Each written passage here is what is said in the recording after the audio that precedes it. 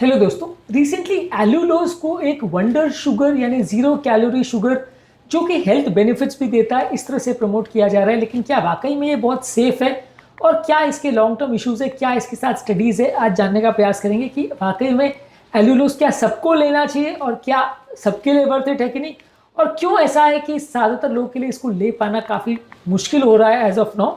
ये सारी चीज़ों पर आज हम बात करेंगे। एलुलोज कि लॉन्ग टर्म सेफ्टी और अदर इश्यूज क्या है, आज का टॉपिक ऑफ डिस्कशन ये है। टॉपिक पर जाने से पहले जो लोग हमारे चैनल पर नए हैं उन्हें रिक्वेस्ट करूंगा कि चैनल को सब्सक्राइब करें। हमारे चैनल का पर्पज़ है हेल्थ एजुकेशन के द्वारा आपको हेल्थी बनाना और इस मिशन में आप हमारे सहभागी बन सकते हैं। चैनल को सब्सक्राइब करके टॉपिक के दौरान कुछ इंटरेस्टिंग साइंटिफिक फैक्ट्स, कुछ प्रैक्टिकल यूटिलिटी की बात है, कुछ फैक्ट्स और स्टडीज़, हमारा एक्सपीरियंस भी आपको बताऊंगा, इसलिए बने रहिए हमारे साथ एंड तक। रिसेंटली हमारे चैनल का एनालिसिस हमें बताता है कि हमारे चैनल को देखने वाले 80-85% लोगों ने अब तक चैनल को सब्सक्राइब नहीं किया है। इसलिए वीडियोस को देखने के दौरान 2-4 सेकंड में हो जाने वाले इस स्टेप को जरूर करिए। ये हमारे चैनल को प्रमोट करने में और इसकी रीच दूसरे लोगों तक पहुंचाने में मदद करता है। इसलिए थोड़ा सा हेल्थ एजुकेशन में हमारे सहभागी आप बन सकते हैं इस छोटे से स्टेप को करने से। चलिए शुरू करते हैं इंपॉर्टेंट वीडियो।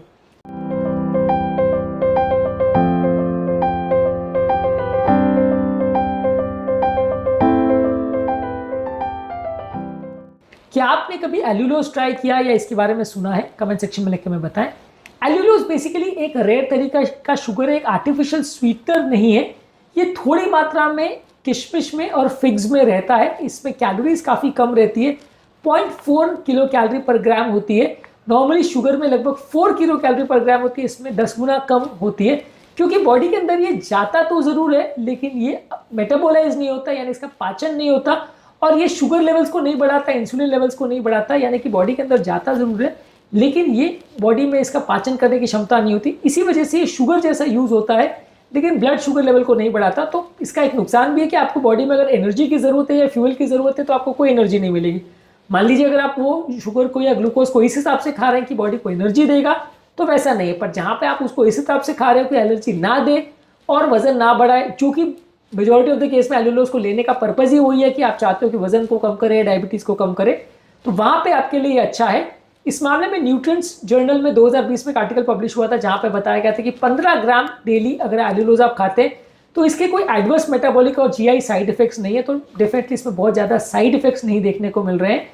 इसके अलावा जर्नल ऑफ फूड साइंस में कंफर्म किया गया था एक आर्टिकल में कि अगर हाई डोजेस भी कोई व्यक्ति लेता है और 0.9 ग्राम्स पर केजी बॉडी वेट भी ले रहा है तो भी वो सेफ है। यानी कि अगर दिन भर में आप 60 किलो का आपका वजन है और अगर आप 50-55 ग्राम पर डे तक भी ले रहे हो तो भी ये सेफ है और इसमें कोई क्लियर कट हार्म या नुकसान देखने को नहीं मिला।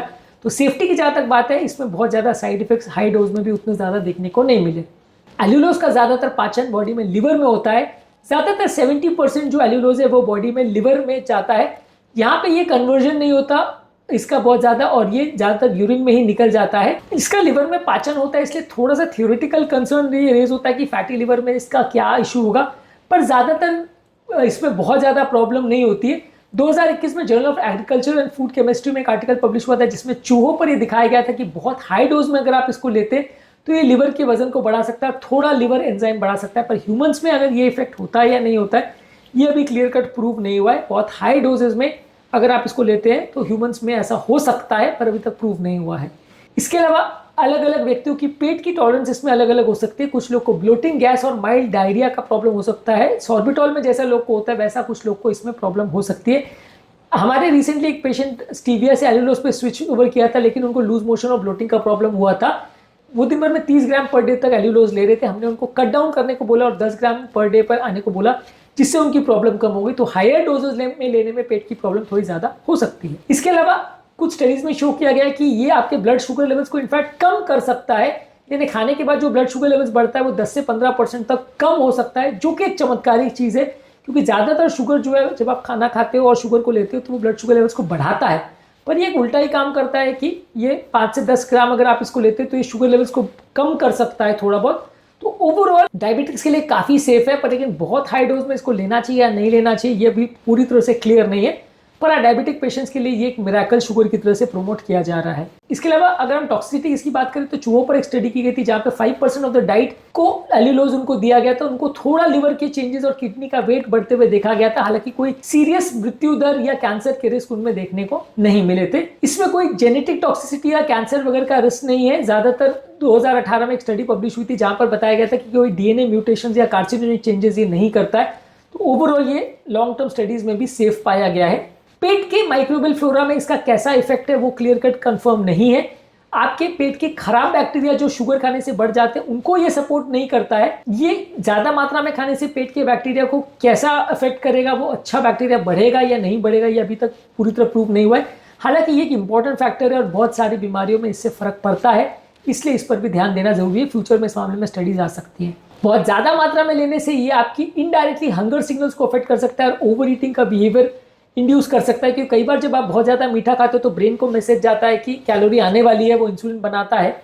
इस चक्कर में कई बार आपको बाद में भूख लगती है। जो कई आर्टिफिशियल स्वीटनर्स के साथ प्रॉब्लम रहती है वो इसके साथ भी हो सकता है। हालांकि उसके बारे में बहुत ज़्यादा इसमें अभी स्टडीज़ नहीं हुई है, तो इस मामले में पूरी तरह से कह पाना मुश्किल है कि इसको खाने के बाद और ज़्यादा भूख लगेगी या नहीं, वो कहना अभी पूरी तरह से पॉसिबल नहीं है। ज़्यादातर यूएसएफडीए में इसको GRAS कैटेगरी दिया गया है, यानी जनरली रिकॉग्नाइज्ड एज सेफ माना गया है। हालांकि इसको अनलिमिटेड डोज में या बहुत ज़्यादा डोज में लेने से क्या फ़ायदा नुकसान होगा ये अभी तक पूरी तरह से कह पाना मुश्किल है।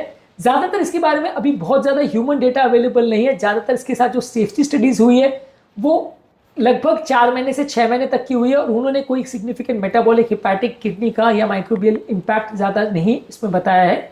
एक इंपॉर्टेंट इसमें कंसर्न ये है कि ये इंडस्ट्री में बनाया जाता है और कई बार इसमें रिएजेंट्स का प्रयोग किया जाता है इसको बनाने के लिए। अगर ये प्रॉपर्ली क्लीन ना किया जाए तो वो आपके गट को इरिटेट कर सकता है। तो ये थोड़ा सा किस तरह से प्रिपेयर किया गया और कितना प्यूरिफाइड वे में बनाया गया है, ये एक इंपॉर्टेंट कंसर्न कुछ लोग के लिए हो सकता है। ज़्यादातर इससे बहुत ज़्यादा साइड इफेक्ट्स नहीं होते, लेकिन पेट थोड़ा खराब होने का प्रॉब्लम हो सकता है। इसको शुगर का एक हेल्दी और स्मार्टर सब्सटीट्यूट माना जा सकता है, पर अभी इस बारे में बहुत ज़्यादा डेटा अवेलेबल नहीं है। इसमें सबसे बड़ा इंपॉर्टेंट इशू जिसकी वजह से हम इसको बहुत लोग को प्रिस्क्राइब नहीं करते वो ये है कि ये थोड़ा कॉस्टली ज़्यादा आता है और अगर आप इसको बहुत ज़्यादा मात्रा में यूज़ करते हो तो ओवरऑल आपका एक्सपेंडिचर बढ़ जाता है। तो अभी बहुत ज़्यादा डेटा अवेलेबल नहीं है कि ये लॉन्ग टर्म सेफ्टी कितनी है इसकी, इसलिए हम इसको हर एक व्यक्ति को प्रिस्क्राइब नहीं करते कि आप यही शुगर लो। पर ओवरऑल ये अच्छा माना जा रहा है और इसको एक वंडर शुगर की तरह प्रमोट किया जा रहा है जो शुगर जैसा ही टेस्ट करता है, लेकिन आपका ब्लड शुगर लेवल्स बिल्कुल नहीं बढ़ाता, इनफैक्ट उसको कम भी कर सकता है।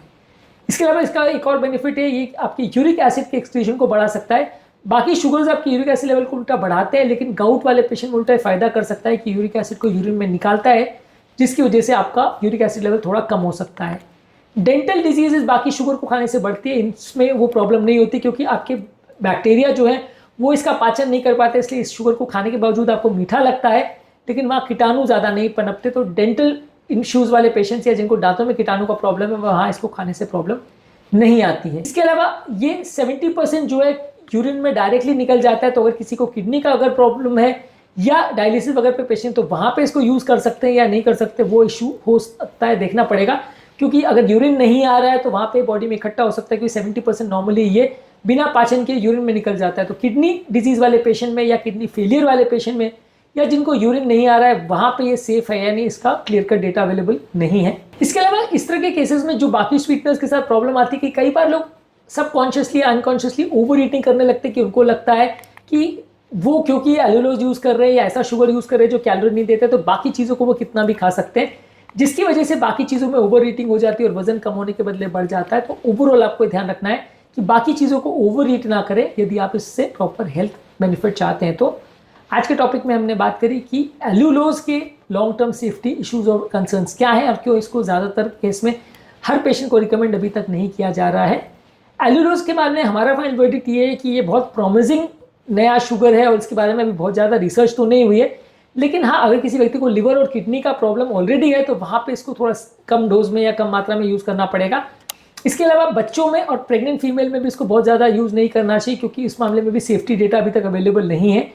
अच्छे क्वालिटी के ब्रांड से इसको परचेज करें, क्योंकि इसकी प्योरिटी और क्लैरिटी की वजह से कई बार इश्यूज़ क्रिएट हो सकते हैं। ज़्यादातर आप इसको स्टीविया या के बदले या स्टीविया के ऑल्टरनेटिव की तरह से यूज़ कर सकते हैं यदि आप आर्टिफिशियल शुगर चाहते हैं और आप अननेचुरल चीज़ों को नहीं यूज़ करना चाहते, तो ये एक अच्छा ऑल्टरनेटिव है। लेकिन बस ये है कि ये लॉन्ग टर्म सेफ्टी इसकी कितनी है और वो कितना साइड इफेक्ट्स लॉन्ग टर्म करेगा वो अभी तक बहुत डेटा अवेलेबल नहीं है एटलीस्ट ह्यूमन बीइंग्स में। थोड़े टाइम में अगर वो डेटा अवेलेबल हो जाएगा तो इसकी सेफ्टी कंफर्म अगर हो जाती है तो इसको यूज़ किया जा सकता है और ज़्यादा लोग के लिए इसे रिकमेंड किया जा सकेगा। उम्मीद करूँगा कि आज के टॉपिक में कुछ नया जानने को मिला होगा। जो लोग हमारे चैनल पर नए हैं उन्हें रिक्वेस्ट करूँगा कि चैनल को सब्सक्राइब करें। हमारे चैनल का पर्पज़ है हेल्थ एजुकेशन के द्वारा आपको हेल्दी बनाना और इस मिशन में आप हमारे सहभागी बन सकते हैं चैनल को सब्सक्राइब करके। आपके कमेंट्स हमें जानने में मदद करते हैं कि आपको हमारा कंटेंट कैसा लग रहा है, प्लस हमारे लिए मोटिवेशन और इंस्पिरेशन का भी काम करते हैं। इसलिए वीडियोज़ को देखते रहिए, शेयर करते रहिए और हेल्थ के सफर में आगे बढ़ते रहिए।